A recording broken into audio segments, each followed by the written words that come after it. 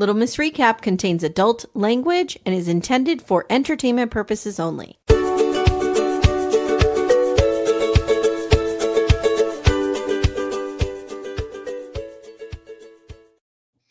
Hi, everyone. Welcome to Little Miss Recap. My name's Amy. And I'm Becca.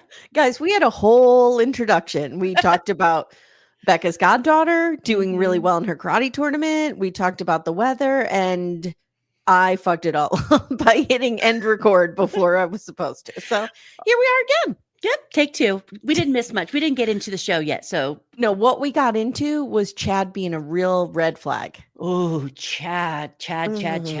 He's controlling. He's aggressive. I didn't like it. What did they think about these? What did the experts, quote unquote, see to think that these two people would be a good match? A, and B, I think production's like, we're never using older couples again because they won't stay in the fucking apartments. No. And they're too set in their ways. And like, we can fuck around with 20-year-olds. We can't do it with 40 and 50-year-olds. No, because a 50-year-old man has to have his drink and bed. He can't be recording. Start acting like Danielle Merrifield and get bed wine. Bring your drink to bed.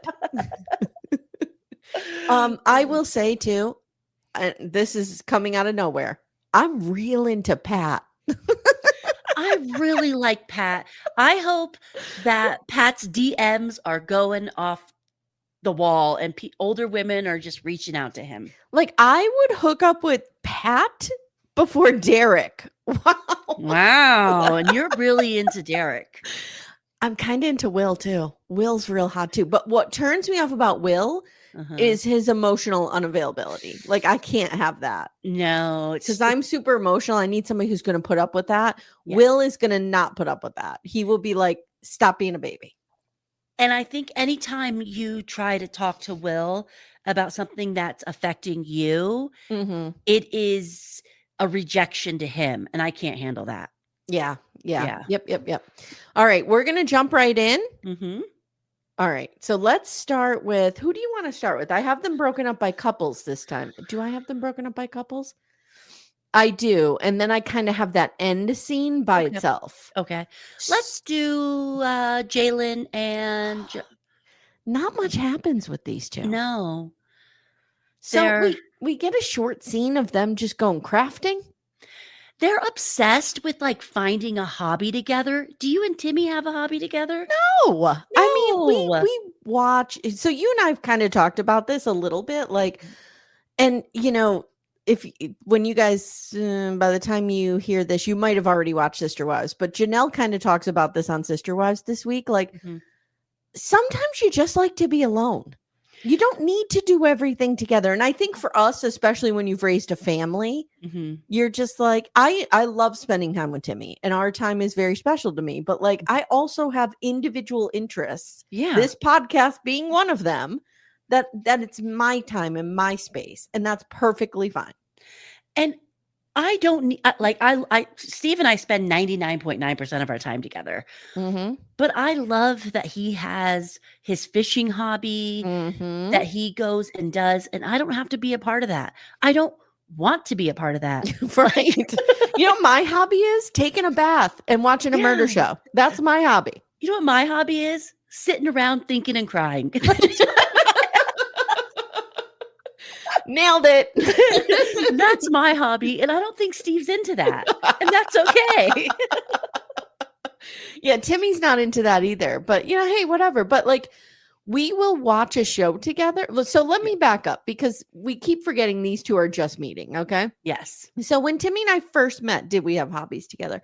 Not really. Like, we liked the same music and we enjoyed going out to bars and watching live music and stuff like that. We enjoyed the same kind of television shows. So like we watched the same kind of, that's about it. Yeah. I mean, I don't know. Maybe we're just boring. I don't know. Yeah.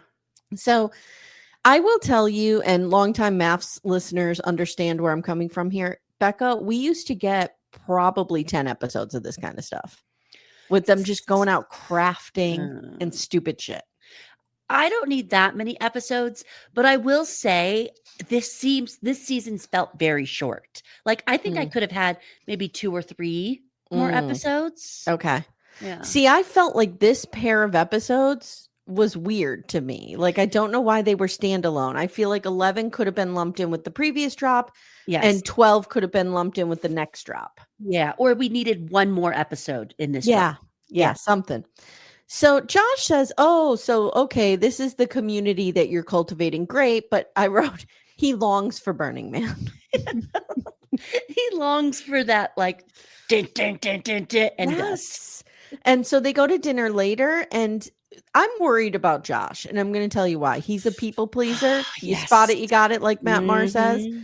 I'm a people pleaser. I totally get this. I'm not dogging on him, but like me being, 18 years older than him, at least I can see it now for what it is. Yes. And the fact that now he's like, I don't need to go to Burning Man.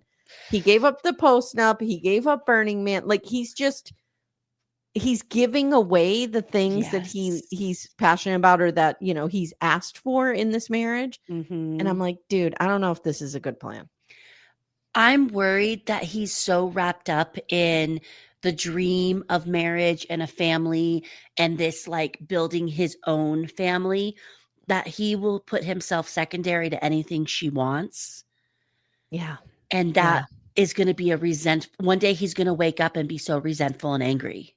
And she will resent it too, because I know people who've been married to people pleasers, and it's very difficult to know what is real and what is not real. And maybe some people that doesn't bother them, like me, that would bother me. Authenticity is like a big thing with me. Yeah. But I don't know. So that's it. That's the entire show for them. Yeah. And her again just saying, I think about if, am I the right person for you, or should you find somebody who wants Burning Man? And I have a feeling we're going to hear that same conversation again on decision day. I agree. Or as my girls used to say when they were little, decision day. They would say decision. How cute. They would also say marote for remote. Oh, I love little words like that. I do too. And then when you realize one day they actually say remote, and then your heart breaks. I know. I know. All right, Derek and Megan. Okay, so I want to talk about something right up front. I'm going to put a bunch of trigger warnings around this. If you guys don't want to hear what happens with the pregnancy, please jump ahead.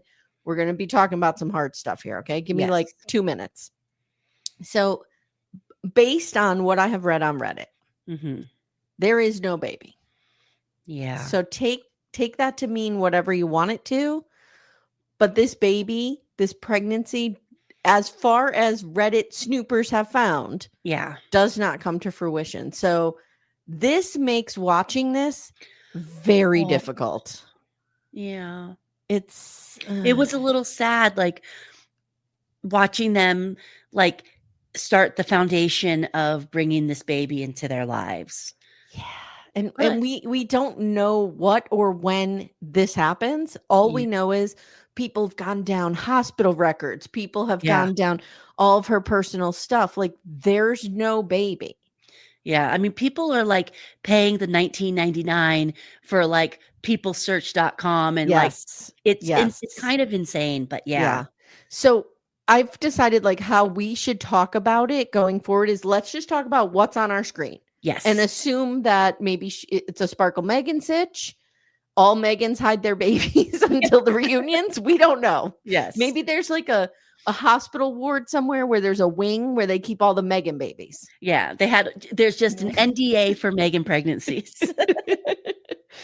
So they're very excited, and she is 6 weeks along, and she thinks she's showing already. I'm like, no, you're not. Girl, no, you're not. No, please. That's how I look after I have one cheeseburger. Relax. That's we're driving home from the bar, and I asked Timmy to hit the Wendy's drive-thru. That's what I look like after that. Yes. So they say in 8 weeks, they'll be 14 weeks along and can tell people. And they talk about wanting to know gender. And Derek, I feel seen because he hates gender reveals. I do too. He's very excited. He is. Now we get an entire episode of them babysitting. Becca. Babysitting is not the same as having your own children, but And like, do we need to watch this? no. What do we? Of course, Derek's going to be an amazing father. He's amazing. I love this man. And I think Megan is going to be a great mom because she's organized. I mean, she's 2 days pregnant and she's already planning out the nursery and she's bought a new car. Like, yeah. So he calls Megan a MILF, and she just kind of lets that sit there. She's a little, yeah. And then, okay, so they're another example. They're in her house. Yeah. Well, they watch the kids at her house. Yeah. And I think they're going back and forth because they they're need setting to up they the need house. to give up the neutral space and just let them go, similar to earlier seasons. Let them just move into somebody's house. Let them figure it out. Yeah. Mm-hmm. So he wears her down to agree to 3 kids. I'm like, guys, why don't we just get through one? Let's get through one. Yeah. So later they invite her parents over, and they tell Big Kathy that they're pregnant, and she does not believe them because Megan is such a prankster. And I wish we saw more of Megan's personality. Yes. Because we are hearing about it, how she's funny, she's a prankster. I mean, we saw one prank, but is she just walking around with a whoopee cushion? Like, right. And I thought Derek was the prankster. Is Derek just being uber prankster because she's a prankster? Or like, is this kismet and they just are put together because they're 2 pranksters? When they had like the murder board of couples, they're like prankster string screen. So, they're happy, and Big Kathy's like, oh, here's Big Kathy, right? This is the whole evolution of her emotions. Mm-hmm. What am I here for? What am I eating? Oh, you're pregnant. This better not be real. Oh, it's real. Okay, great. I'm excited.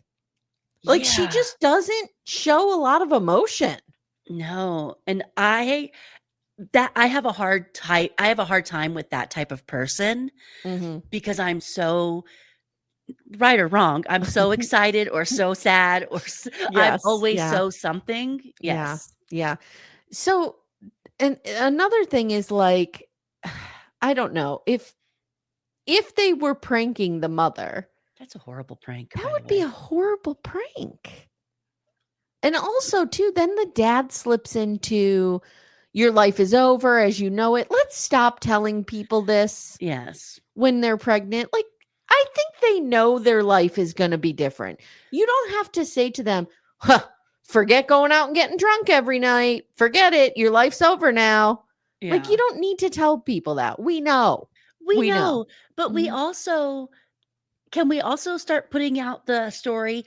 Your life is going to be different. It's going to be great. You can still go out. There's things called babysitters. There's family. Yes. Well, we know Big Kathy doesn't want to babysit. No. She does not. Hand that baby over to Papa. Yeah, she does not babysit. So she says her due date is November 29th to December 3rd. Later, they're cleaning out the baby's room. They even go car shopping.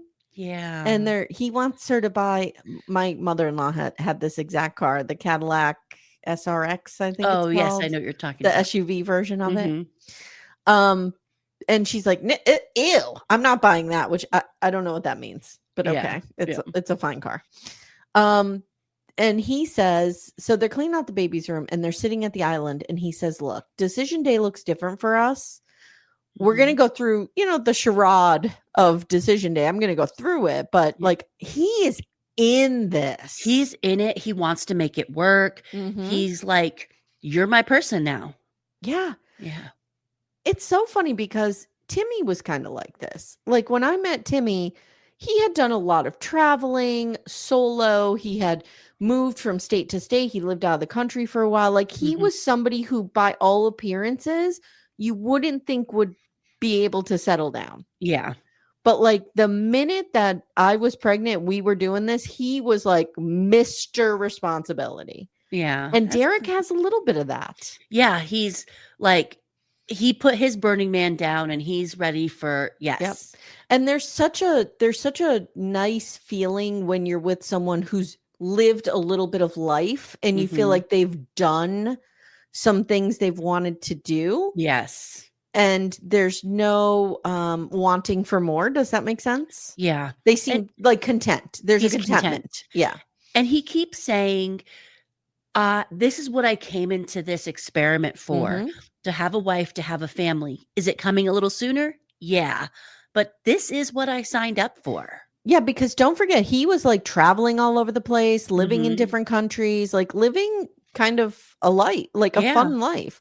He's ready for this now. I think and that's fine. Her, though? I don't know.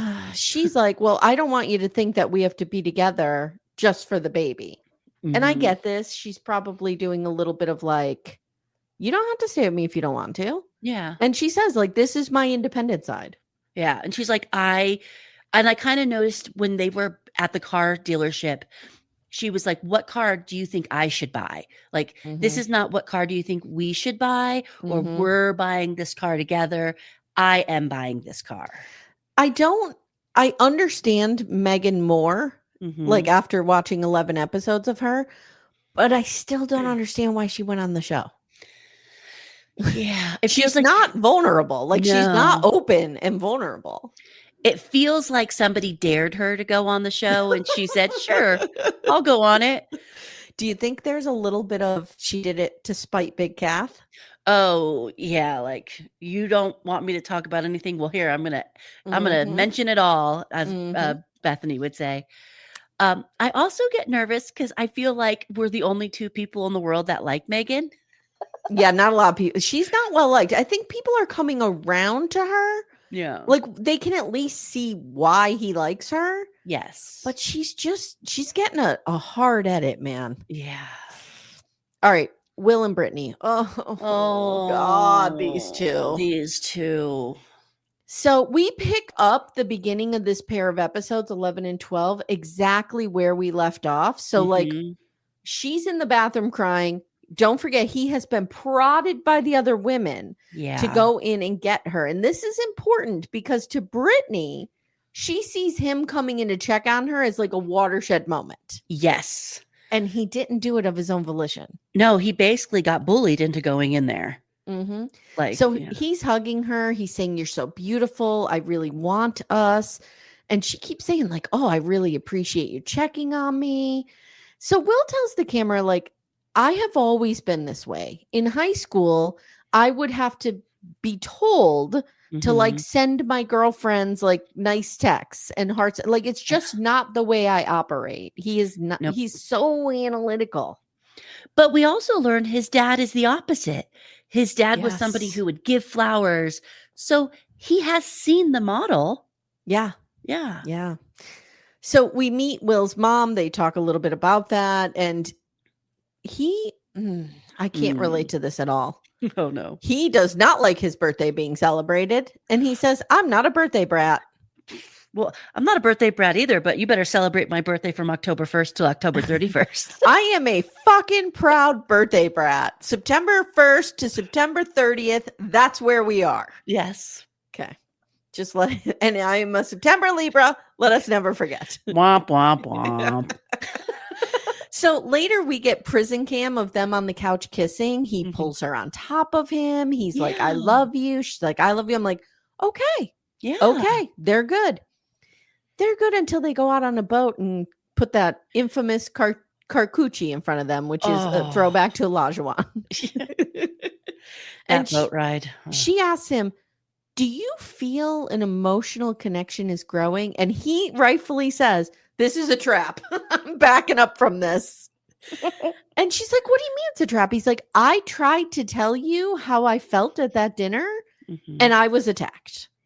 And we get a flashback to the women. They weren't attacking him. They were just saying like, dude, if you said it that way to me, I would like, they were validating Brittany. Yeah. But anything that is against his thoughts is an attack on him. He who is against the queen shall die. Yeah. Yeah. Little Miss Recap will return in a moment. For ad-free episodes, visit littlemissrecap.com/support. Amanda. Amy. For our sponsor, Lumi Gummies today, I have an idea. I think we should do a rapid fire bonus round. Which 90-day celebrity stars need a Lumi Gummy or have taken a Lumi Gummy maybe? Okay. Madeline. Oh, I have her on my list too. Manon. Manon could really use indica. Yeah, to calm her the fuck down. Just calm down a little bit. I think Jenny could use a sativa to maybe up the energy a little bit, because there's none there. Funny you mentioned Jenny. I have Sumit's aunt can use one to definitely chill out a little bit. She definitely could use one. This is a wild card. Florian could use one. I don't know what I don't know what variety. Yeah, but maybe I feel he needs a hybrid. I feel like Florian on a gummy would be good. Yeah. I also have Dylan's mom from Dylan and Patia. Yeah. And I have Luke's dad of Luke and Madeline. Yeah. Mm-hmm. Yes. Yeah. And we can use Lumi gummies as well. Yes. Yes. All the time. Consistent, mellow, and super delicious, Lumi gummies are specifically designed to make you feel good, not stoned. Whether you're looking for an end-of-the-day de-stressor, a midday mood boost, or help getting the best sleep ever, Lumi gummies has a strain that's right for you. So, Amanda, our flavor that we like a lot in this home is the sour strawberry cookie hybrid. Ooh, is it particularly sour? It's not super sour because I don't like sour things. Yeah, I don't either. But I just find that it's the perfect blend of up and down. It's right in the middle. Nice. But you feel good. I really like it. I'm a hybrid girly myself, and I'm going to go with the watermelon sorbet because I do enjoy watermelon, and it's just a nice, cool, chill evening of watching TV. You know what I need to do? I need to take one before Sister Wives comes out. Before I meet my arch nemesis in the ring. Yes. I think it would help you a great deal. I think it would help Cody Brown a great deal. Oh, absolutely. Absolutely. Yeah. Guys, Lumi gummies are available nationwide. Go to lumigummies.com. That's LUMI gummies.com. Use code Little Miss Recap for 30% off your order. That is Lumi Gummies, LUMI gummies.com. Code Little Miss Recap. Lumis.com.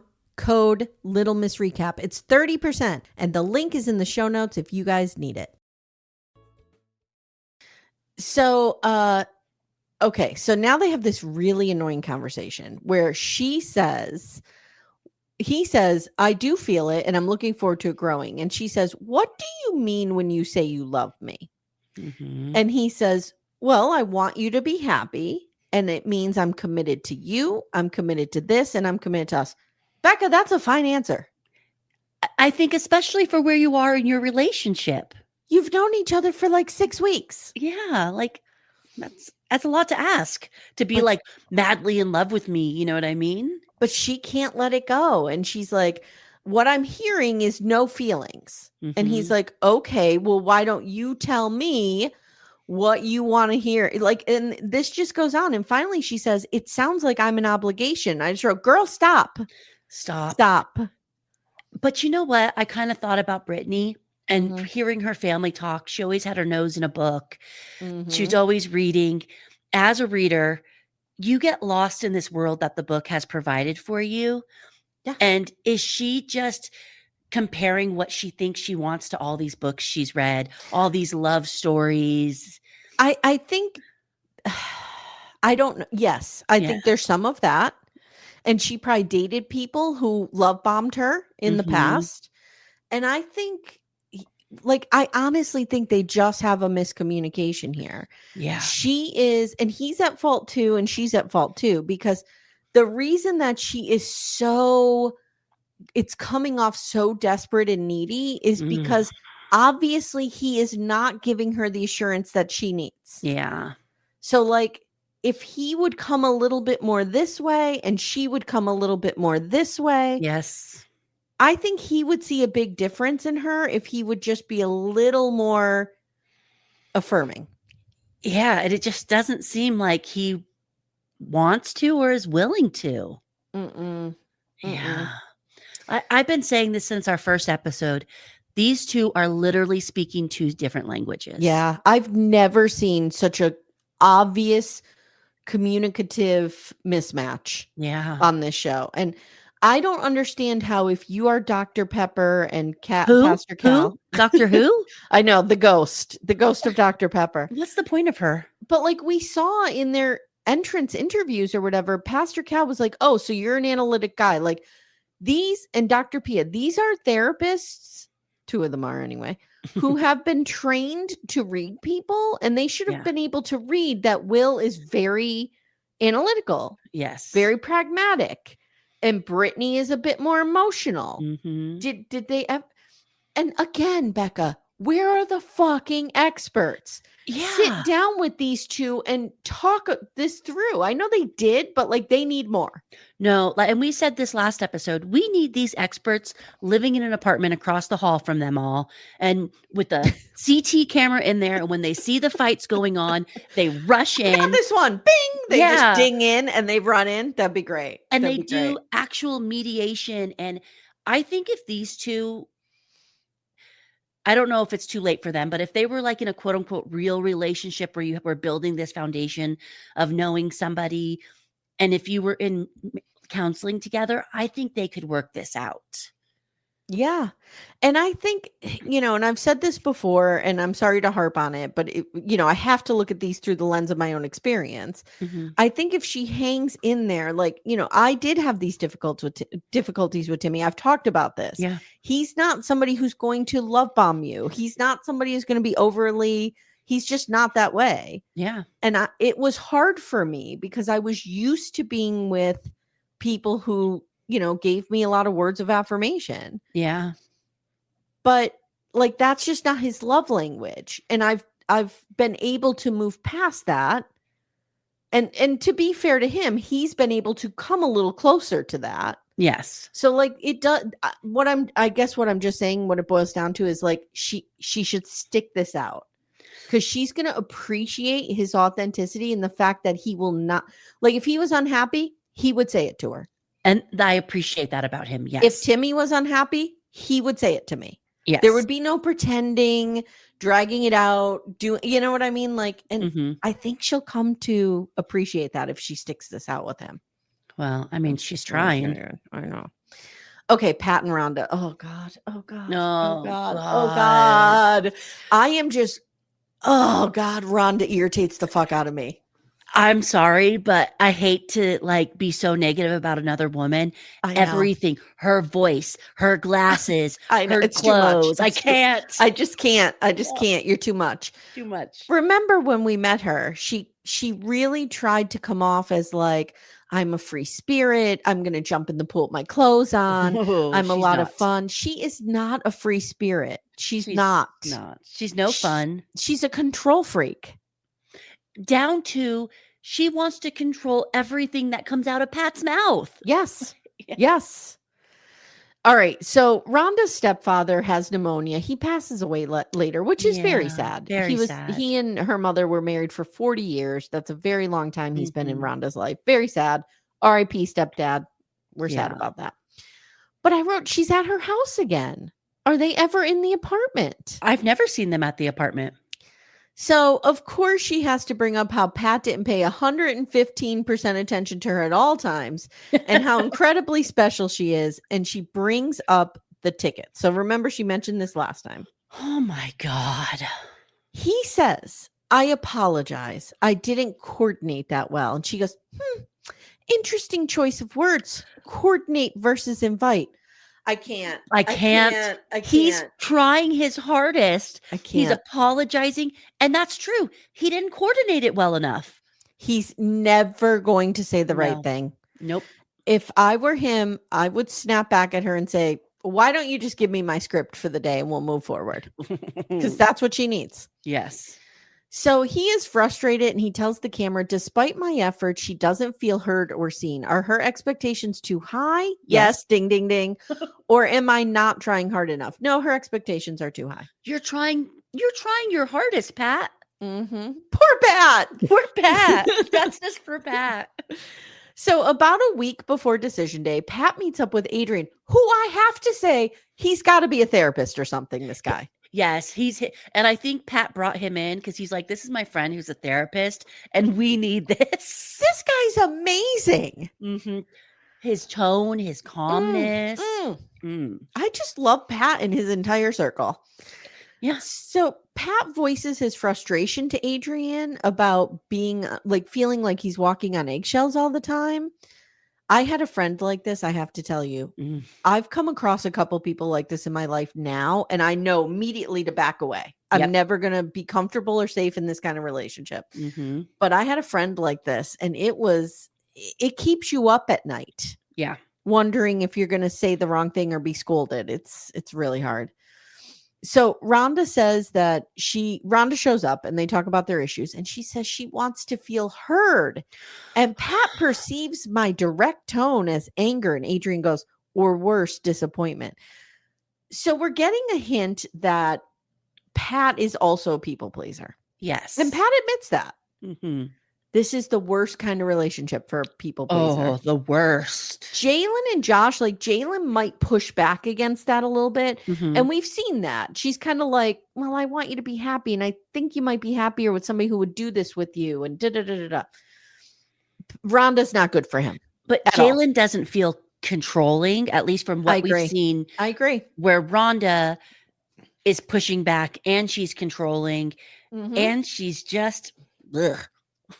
And I think Jalen, given time, would come out on the side of, I want you to go to Burning Man by yourself because that's important to you and you should do that. I think that Jalen just needs time to get to know who she's with. Yeah. To know that he's a safe person. He's not going to run amok by himself. Yeah. Then she says, another thing. I've been in a very vulnerable space where I'm trying to explain what a song means to me. Girl, go to therapy. Yeah. You think I didn't go to Jan's office and cry about the Avett Brothers constantly and say, I don't know why this song bothers me? I swear to God, Becca, this was a session where I was like, there is this song, No Hard Feelings, that I can't listen to. It's doing something to me. It's too much for you. Yes. And I'm sobbing. And I sat in a therapy office, I swear to fucking God, and I read the lyrics to my therapist as I sobbed. Do you think Timmy would want to deal with this? No. I mean, no. I've sat in my own therapist's office talking to her about John Mellencamp and Bruce Springsteen and my relationship with these two artists in comparison to my mother. There you go. There you go. Would Steve and Timmy listen to us? Yeah, no. Steve and Timmy would listen, but they're not going to be interested, and they're going to look for an exit. And they don't deserve that. They do enough. No. This is not their war. No. You really need, we watched 1-to-1 the other night, the John Lennon and Yoko Ono movie, which, I can't wait to watch it. And I had to just talk about it the entire time. And Timmy, bless his heart, was very patient through it. But when we were done with the movie, we were done. Yes. He wasn't like, we're going to, dwell on this for 3 days. Steve asked me if I wanted to go see the Bruce Springsteen movie. And I looked at him and said, I need to see that alone. Yeah. Because I don't know. You need to cry. You need to have some time. What feelings seeing this is going to bring up in me, because I'm a baby. Well, and I get, see, I don't think you're being a baby. I think, we respond deeply to art and music, and because those things remind us of people and time. Yes. And I think, I understand at her core what Rhonda's saying. But I also feel like that is not Pat's responsibility. No. I mean, you can have a short conversation with him about it, but if you want to go real deep, go to therapy. And do I expect Steve to feel the same emotional connection to Tunnel of Love that I do? No. So, but I'm never going to put that on him or be mad at him, right? Or try to control his feelings towards a song. Right. That's what your therapist is for. Yes, because she's getting paid to be there. So now Adrian kind of sides with Rhonda. And he's kind of like, well, yeah, Pat does kind of do this stuff. And I'm thinking this is a bad edit. There's no way this guy wasn't fair to Pat. No. He probably said 2 things and they picked up on the one that validated Rhonda.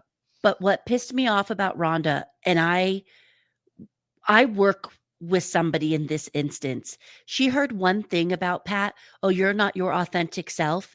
And now she's just is using it. Yes. Yep. So I loved this though. When she comes back to the table, she runs off. She's crying. She says, I'm so sad that Adrian gets it and Pat doesn't. And she comes back to the table and Adrian says, do you want to share or do you want to walk past it? He's a therapist. I like this. Yeah. I'm going to use that. That's a good one. I need Adrian in my life. So Pat says in general, she has interpreted his actions as you don't care, you don't give a shit about me. And like you said, we land on Pat not being authentic. Okay. And yeah. And she taps him condescendingly and goes, permission to be who you were born to be. You're not letting him be who he is. No. Oh, yeah. I can't with this woman. So he's born to be somebody who buys spontaneous concert tickets, Rhonda. Yes. And wants to surprise you. Yeah. Oh, don't surprise Rhonda. No. So a few days later, they're eating on her porch and she's like, I cannot believe I can't wrap my head around the fact that you don't feel safe to be yourself with me. And I'm like, really? Really? Are you fucking serious right now? Because I'm watching you on TV and I don't feel safe to be myself around you. So he starts to explain that he is a good boy, a rule follower. He was born into an Air Force family. He did what, his grandfather and father did. He says he tried to be the best husband and father and lost himself, but now he feels a ton of anxiety. And he doesn't know where this is coming from, Becca. Has it only been since the last 6 weeks when you met Rhonda? Jesus. And then he says, I go into protection mode when I feel like someone is attacking me. Yeah. So, later we see her stepfather passing away, and that's where we leave them. So let's go to the main event, shall we? Wow. This guy, I'm never right about people. Yeah. But from day one, we knew it. We didn't like this guy. Yeah. And everybody was like, he's not so bad. And we're sudden, nope, he's bad. And then we flip-flopped. Last week we were like, maybe he's great. But we should have stuck to our instincts. Yeah. Mm-hmm. See, we can be so easily persuaded. We got bullied into liking Chad. Yes. We got Libra'd. Trademark. So Chad and Belinda. At the retreat, she says, if I were asked today, I would say yes. I see a future with us. But Chad is annoyed right from the minute we see him in these pair of episodes. And he's like, I haven't lived in an apartment for a long time, so I'm not used to all the people, all the noise, all this crap. Yeah. All right. She says, when I go to bed alone, she goes, I'm really struggling because when I go to bed, you want to stay up and do your thing to wind down, and I don't know why. And I'm in bed by myself. So they're not banging, is what I'm hearing. No. And he says he's not used to a big dog in the bed. Here we go. He says he hates the camera, but we're both mature enough to know it won't always be this way when the cameras go away. So this is his new thing, right? Like all this awfulness that you're seeing in me and the way I'm talking to people.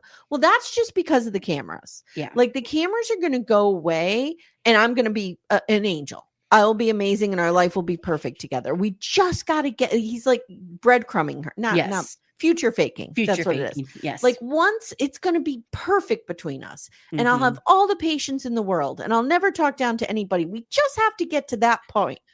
And that's not true. No. And Chad is I believe if they stay together, Belinda is going to constantly be nervous of how Chad is going to be treating every single person around them. The waiter, the person at Starbucks, the gas attendant. He goes off on everyone. Her children. Because let me tell you something. Having children is messy. And things don't always go as you planned. And Chad is going to be inconvenienced a lot. Chad, I'm not saying he wasn't an involved father, but he had joint custody with, his daughter. So like he probably wasn't around his daughter at least 50% of the time, maybe more. So like, I don't think he fully understands Belinda's life. And he just has one daughter she's in law school, I believe. Yeah, I think so. So she's very busy. She's out of state. Belinda has 3 children. It's a different vibe. And Jalen's super close to her. I mean, from what we see on the show, they're talking every day. I mean, they were wearing matching tube tops. Right. So how are you going to feel, Chad, when Jalen and her twin and the other kid and all the grandkids want to come over and stay for Christmas and they're going to be in town and stay for 2 or 3 nights at your house? How are you going to deal with that? Oh, no, not all that noise. Not all that people. Like this is not good. This is not good. So she calls Jalen at one point and she says, our filming schedule changed and Chad lost his shit on production. Oof. And he's speaking for the two of us and I'm upset about it. And Jalen points out, this show is the reason you're married. Yeah. He has to go along with this or get off the ride. Mm-hmm. Now the sushi dinner. Okay. Let's pretend that I'm not completely weirded out that they're being served by robots. We have a few restaurants like this here. Why are we taking away people's jobs? I can't. Yeah. Okay. No. Becca, I flipped out and wrote a letter to Wegmans when they tried a few years ago to get rid of all the cashiers and put in self-serve. And I'm like, part of the thing of Wegmans is you guys pride yourself on you pay so well. It's a great place to work. And now you're getting rid of people's jobs. It just sucks. Yeah. I find it ironic. In our area, Target was trying to take out all the checkers and put in self-checkers. Mm-hmm. And now they're taking out all those self-checkers and putting back real people. Yeah. Yeah. Yeah. We have to have some jobs for people who are part-time workers, teenagers, yes. Stuff like that. And there are people who I'm not getting into this. Yeah. Okay. That's another episode. Right. So here we go. So it's after work. He's already coming in hot. Mm-hmm. He's already annoyed. You can tell.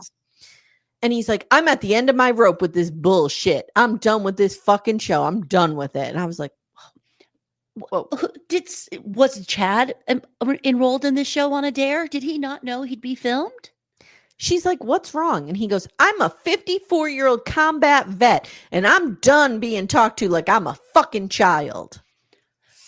I think from what I've seen when they've broken the fourth wall, the production is very nice and speaks to him in a professional adult manner. Yeah. He's like, I'm done. Based on the schedule they sent us today, I'll base my life on this schedule. But if they step outside of it, we're done. And she goes, not we, you. Don't speak for me. She's horrified by this.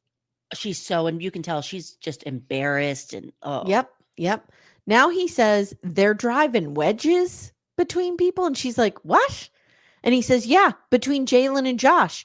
And she goes, they're fine. Yeah. And he says, they're trying to be fine. I text Josh Tay and his language was different than what you're telling me. And she goes, I'll be happy to find out because they do not feel that way. And I think she says, I'll go straight to the source. Yeah. Yeah, I liked it. And he says, I love you and I'm so glad I met you, but I don't give a fuck about this show. Now, they're right there. And it's such an aggressive conversation. Yep. For no reason. No reason. You don't need to be that aggressive when you're talking to me. And Becca, what do we always say? If he's this comfortable saying this on camera, what is he saying off camera? Yeah. Yikes. Run away, Belinda. Little Miss Recap will return in a moment. For ad-free episodes, visit littlemissrecap.com/support.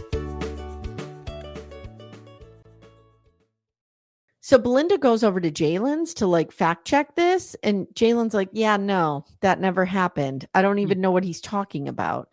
And Belinda says it is a turnoff how he's been acting. And she says, he's saying things like, I'm tired of your shit to production. Yeah. These are people that probably aren't getting paid a ton of money. These are PAs. Yeah. What are you doing? And they're why are we being mean to them? You're filming a show. You signed up. No one forced you to come on this show. You went to the website and filled it out yourself. Correct. Correct. So they call Dr. Pia later. I'm like, we can't even Zoom? We can't even Zoom. We're on speakerphone. Yeah. And he voices his frustration with production and she asks him not to personalize it. Basically, this is how TV works, you big fucking idiot. Chad is a big baby. Oh, I can see why Chad has been divorced and married 4 times now. Yep. He's a big baby. And I don't know if Dr. Pia, I don't know if this is her training. It might be a little bit of that, but it also could be social conditioning to have to placate this man. I thought she was very too tender with him. Yeah. I agree. Both times. Belinda brings up the wedges. He doesn't believe that he lied. He claims he talked to Josh, and Josh expressed he felt a wedge was being put between them. And she says, I asked them outright. Neither one of them said this. And Dr. Pia goes, could this be a difference in perspective? No, he's lying. Because you know what? Let me see the text.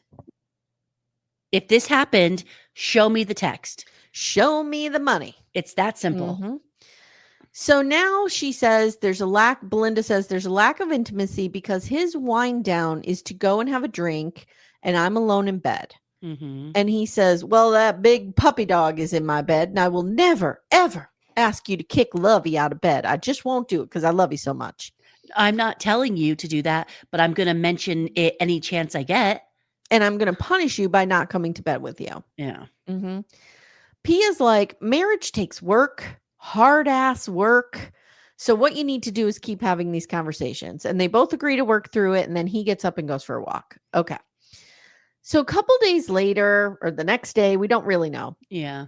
He calls her over and they have a sit down and they're eating delicious looking pizza. Oh, it did look good. It was like New York style. So they go back and forth about Lovey barking. He's trying to say, oh, wait, that's not where they're eating the pizza. That's later when Pia comes. Right now, they're just sitting at the table. Okay. Yeah. That's when she shows up. Yes. And she's like, my dog doesn't bark all day. And he's like, yes, she does. When I pull up. And she's like, but she's barking because you're pulling up. Yeah. And he's like, no, she barks all day. Okay. So they go round and round. And he's like, we're just not going to agree to this. And she's like, okay, bye. She just leaves. Yeah. A few days later, we're trying again. This is the pizza date. And Dr. Pia is showing up in person. Thank goodness. Dr. Pia also in season 16, I think, had to deal with Brennan, who was very similar to Chad. He was fighting with production, but he was a bro, like whatever. But Dr. Pia went up against him and now she's being called in to do this. Whereas I think Chad would have more respect for Pastor Cal giving him advice. Chad doesn't respect women, in my opinion. 100%. Or he doesn't take orders from no woman.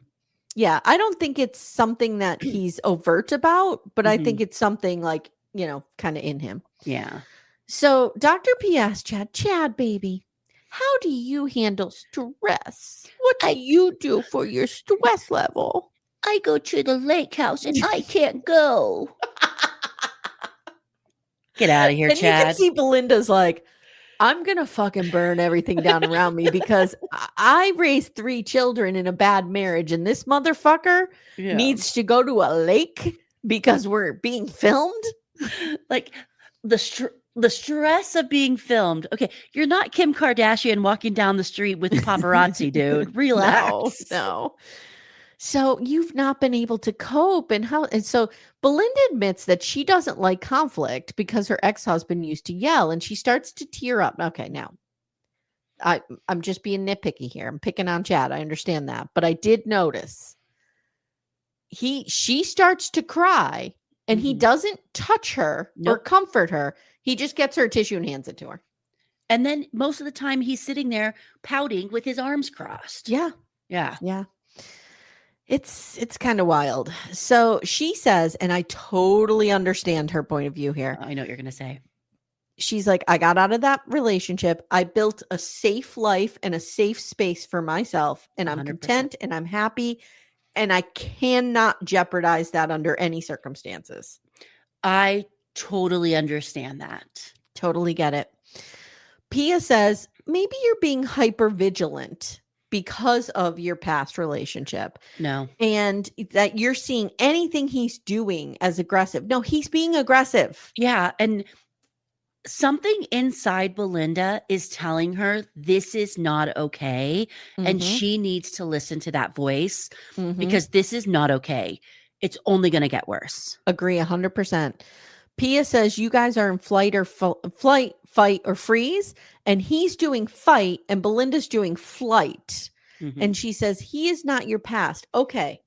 I don't blame Pia for this. I don't know how much information she has. Yeah. And maybe Pia's never personally been in an abusive relationship. I hope for her sake she hasn't been. But like, No. Yeah. Just if when I was dating somebody, they started talking to me or I saw flashes of what my ex-husband and I went through. Oh, No. Like automatic no for me. So she needs to listen to that voice. Yeah. And that gut, in my opinion. It's okay to protect your peace. Yeah. It's okay to build a life that is completely opposite from a life you had that was traumatizing and hurtful for you. Yeah, we saw this on Secret Lives of Mormon Wives. I think it was Taylor, Frankie Paul, who was saying like, I don't want to be a single mother raising 3 kids, but I'm going to be honest, my house is very peaceful. Yeah. Like when you have to earn your peace, it means more to you. 100%. And that's what Belinda had to do. She had to earn a safe space. Mm-hmm. And now she has it. Like, why would she jeopardize that? Yeah. You know, I grew up in a loving but very chaotic home. Mm-hmm. And I vowed to myself as an adult and having children, I would not have a chaotic home. It would be, you know, did I fail sometimes and yell? Sure. Yeah, of course. But I wasn't going to have a hurricane going around me because that was traumatizing and I needed to protect my peace. Yes. And I felt like Pia was telling her it wasn't okay to protect your peace. And I kind of didn't like that. Yeah, I didn't love it. I understand these experts are in a tough spot and being on TV, you know, you can't be perceived to be going hard at one person and not the other. But if I were Pia, I would have pulled Belinda aside and been like, girl, you got 2 brains, one in your head, one in your gut. What's your gut telling you? Yeah. Like, you know, do something. And it sounded like to me from Belinda's first marriage, her husband was a screamer and a yeller and everybody had to go on his whim. And now you got her a guy that's aggressive and mean and everybody has to go on his whim. Yeah. It's just not, this is not a good match for Belinda. Chad he's a love bomber. He is, no. I'd like to ask I'm out on Chad. I'd like to ask the experts, why did you not match Belinda and Pat together? Yes. That seems like a better match to me. Dream couple. Like, well, Pat is 12 years older than her. Maybe she wasn't into that age gap, but I think Pat's amazing. I think Pat looks really good for his age too. I think Pat, and he's in shape and he, you know, it seems like he has an active social life. 100%. Like I'm Belinda's age. I'm 48. I would date Pat. I'm 45 and I would date Pat. I would have dated Pat when I was 30. Call me Pat. All right, let's do the end scene here. So at the end, we see all the couples leaving for the night before decision day. They always spend that night by themselves. Okay, so that is something they always traditionally do. Okay. Yep. It's Will and Brittany's decision day. And I'm like, oh, we're getting a decision already? Yeah. She's all in, feels good, and he's all in his head, and he's saying he doesn't feel safe expressing himself. And we get a smash cut of her essentially undermining every single time he's tried to tell her how he feels. It was a harsh edit. It was a harsh edit. So now we learn that he has called Brittany and told her, heads up, I'm saying no. And I just wrote, this poor girl has to still get makeup on and go through this whole charade. Yeah. Knowing he's saying no. And the producers are like, what's going on? What's going on? And she just kind of mumbles it. And it's like, I don't want to talk. I don't want to talk about what he said. Now, I will say props to him for giving her a heads up here. Yeah, I would want to know. I would want to know too. I don't think you're supposed to do that. Okay. But now I do know the rumor is that one of the couples, I'm not sure who, was kind of prodded by production to say yes. It would be these two, then I feel I'm wondering if it's these two. And I'm just going to give a PSA to everybody out there. If you have to beg somebody to stay married to you, don't do it. Don't do it. It's different if you have a long history together and you have kids together and you kind of are like, you know, maybe we should give this a try. Maybe we owe it to our family. That's a whole different conversation. Yeah. But if you're together 8 weeks and you have to be like, please love me, please stay with me. Brittany's DMs are going to be on fire. She will find somebody else. She is beautiful and smart and funny and all the things. They're both good. They're just not a good match. maybe this season they were trying to teach people, these aren't the people you need. Look for people opposite of these in your next relationship. Because you think it was like a trolling experiment? Yeah, because I wish we had, what I would have liked more of? A little bit more of how they pick these people to be matched together. So in the past, let me just give you my perspective. In the past, the way they did it, as I interpreted it, because I watched a few of these matchmaking specials, is they pick, say, 10 men, 10 women. And then amongst those men and women, they try to pair them up. And I think that is the mistake. I think they pick 10 men, and then through the 10,000 women that apply, or 5,000 women, they look for matches for those men, or vice versa, whatever. Yeah. You know what I mean? But like when you're operating from a pool of just 20, it's weird. And like with Belinda, for example, it seemed like, at least from how I took it, she was like a last minute ad. They were dealing with Jalen and matchmaking Jalen, and they got to know Belinda through Jalen. Yeah. So how was she well matched with Chad then if she was last minute? Well, because I'm wondering if they already had Chad. No, and they're like, no one can be with this man. And on paper, Chad is a lot like Belinda's ex-husband. It seems he's a man who has a lot of money. He has some power in his world. Do you know what I mean? She's not going to be, she won't have the spotlight there. He'll have the spotlight. Yeah. And she needs to be the one with the spotlight for once. Yeah. Well, we solved it. Actually, we didn't. It's a mess. It's a mess. So how are you feeling about the couples? Let's go through Derek and Megan. Should they stay? Let's do a should they. Okay. Should they stay together or not? Let's pretend there's no baby. Okay. For this. Yes. I think they should still. I like them together. I like both of them. I do too. They seem to fall in line in a partnership really well. Yes, I agree. And it's so funny how similar they are to Jordan and Megan from Love is Blind. Yes. Because Jordan grounded Sparkle Megan. And I think Derek grounds her. I think so too. I also think she's very type A. She's very, I think she even said she's a perfectionist. And he gives her that wiggle room to maybe color outside the lines. Yes. Well said. Yes. Okay. Will and Brittany. No, they should not be together. No, girl. No. I would love that. I think that it will pay off if she sticks it out. But like, you don't have to, so why do it? Do you know what I mean? And I'm someone, and this is maybe what's happened in my old age. I don't feel like relationships need to be a fight to stay together. So much work. I don't think a relationship needs to be hard work. I kind of agree with that. My first marriage was a lot of hard work. But again, we were 17 when we got together. Do you know what I mean? So like, who knows? Yeah. But yeah, I agree with you. Okay. Will and Brittany did Pat and Rhonda. No, Pat, run away. Free Pat. Free Pat. We're starting the Free Pat movement. Justice for Pat. Jesus. Jalen and Josh. I do like them. I like them both separately and I like them together, but is it a long-lasting marriage? I don't know. I think maybe they should say yes, but Josh needs to find his voice in the relationship. But I think that Jalen will let that happen. Yes. I don't think it's a Rhonda Pat situation. No. I think Jalen is, and maybe it's because she's so young. Like, I think she will be more on board for him having a voice. And I think she saw a marriage of parents who her mom didn't have a voice. Mm-hmm. So she knows that dynamic and wouldn't want that dynamic. Yeah, agree. And then finally, Chad and Belinda. Run, girl, run. Run as far as your little legs will take you.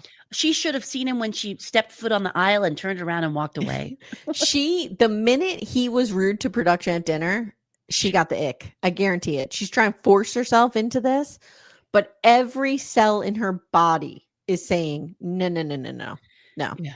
I mean, that first time was at their wedding reception, wasn't it? No. It was shortly after, though. We don't know what he was doing at the wedding reception. Yeah. He was probably on his best behavior, though. Yeah. Because that's what he does. Oh, he was a jerk to the photographer. Yes. Yes. Thank you. Yes. The photographer was just trying to get him in a good light. And he was like, I can't move my neck that way. And he let it simmer. Like he was, it was festering. Yep. That is like, it's one thing to say in the moment, oh, I can't move my head, like making a joke. Yeah. But Belinda probably picked up on this is not just a joke. No. Yeah. All right, my friend. I'm exhausted. I'm exhausted. I can't wait for decision day. I know. So we have two more. We have the final, right? Yes. So next week will be 13 and 14. So it's the finale and then the reunion. Oh, okay. And the reunion was filmed pretty recently. Ooh. Okay. All right. Oh. Okay, guys. Thank you so much for supporting the show. If you want to hear us talk about Sister Wives, Secret Lives of Mormon Wives, Special Forces, all that stuff is over on Patreon. You could join by clicking the link in the show notes. There we go. There also may be a Landman show coming up. Okay. Call to action for everybody. I really want to cover Landman season 2. I do too. It would just bring me joy. I really think it would it's what I need right now, I think. Yes. But I put it to a vote because, it's a democracy in the Backdoor Friends, which is our Facebook group. So if you want to hear Becca and I cover Landman, please let us know. Yes. And please vote yes in the poll. Vote yes. Or else I'm sending Chad to your house. Vote yes. I'll send you each $1. No, we won't. All right, guys. Thank you so much for listening. Becca, thank you. Thank you, guys. And we'll see you guys next time. Bye. Thank you so much for listening to Little Miss Recap. If you'd like to support the show and get a ton of bonus content, including all episodes ad-free, please visit our Patreon. The link is in the show notes. If we've earned it, please consider leaving us a 5-star review wherever you listen. If you have someone in your life who loves trash TV, please consider sharing this episode and telling them about the pod. I hope you've enjoyed this episode because we made it for you.